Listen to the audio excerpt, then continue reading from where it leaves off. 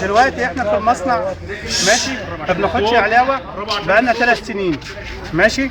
اخر علاوه خدناها صاحب المصنع نزل لنا العلاوه بتاعتنا في 2007 5%.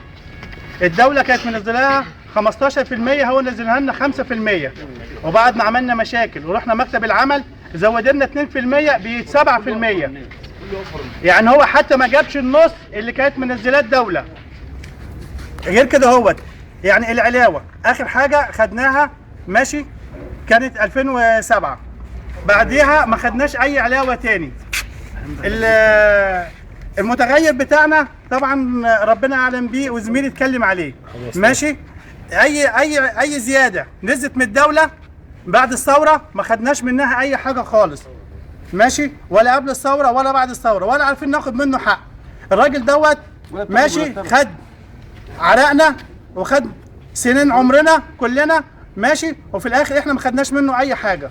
وكل كلامه عمال يوعد ما بينفذش اي وعود ليه. بنروح نشتكي ما فيش اي جهه في البلد ماشي بتجيب لنا حقنا. اشتكينا مكتب العمل ورحنا الوزاره ورحنا النقابه ورحنا النائب العام، وفي الاخر خالص برضه ما خدناش اي حاجه.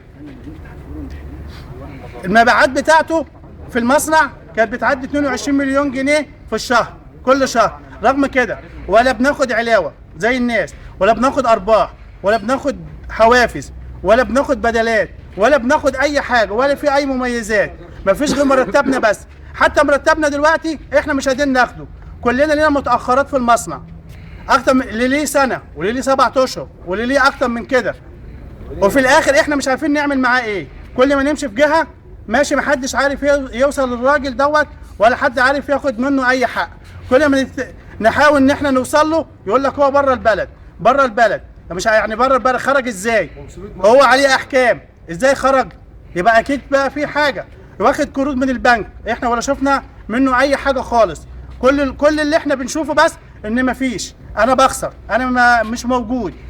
وكل شويه يطلع لنا واحد من جيبه يلعب بينا. لا ده الراجل بيجيب فلوس، ده بيتصرف، ده هيشغل المصنع، ده المصنع هيفضل شغال، لا ده في بيعه، ده انا جاي لي جارت من الاتحاد الاوروبي. كله كلام، لكن في الاخر احنا مش شايفين اي حاجه. بيوتنا اتخربت وعيالنا اتشردوا، ولا عارفين ناكل، ولا عارفين ناكل عيالنا، ولا عارفين نعيش زي ما بدناش عايشه. احنا دلوقتي بنطالب الدوله ماشي ان هي تشوف لنا حل، ان احنا كلنا تعبنا ومش قادرين ان احنا نمشي في حاجه حرام. يعني احنا المصنع بنحافظ عليه عشان ده مصنعنا، وما بعناش منه حاجه وما بوظناش في حاجه، وما طلعناش وقفنا طريق ولا طلعنا عملنا اي مشاكل في البلد.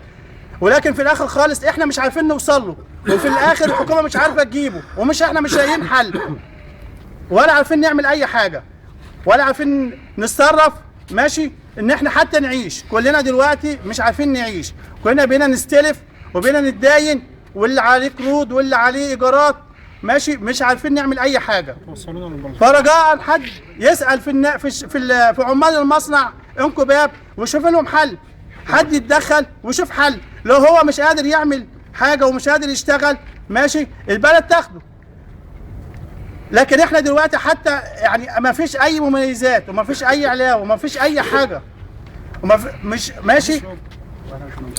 واحنا دلوقتي اي جهه بنروح بنقول ان احنا عندنا استعداد نشتغل، واحنا فعلا عاوزين نشتغل، واللي معادنا في المصنع لحد النهارده ان احنا نشتغل. بس في نفس الوقت عشان نشتغل لازم ناخد مقابل. ما ينفعش ان احنا نشتغل في المكان من غير ما ناخد مقابل. الراجل عمال يمص في دمنا ماشي، وفي الاخر خالص ما شفناش منه حاجه. في الاخر قال لك هو مسافر، يعني واخد قروض واخد ارض واخد دعم من الدوله، وفي الاخر خالص احنا ما خدناش منه حاجه. وفي الاخر عاوز يمشينا من المصنع من غير ما نطول حاجه. احنا دلوقتي عندنا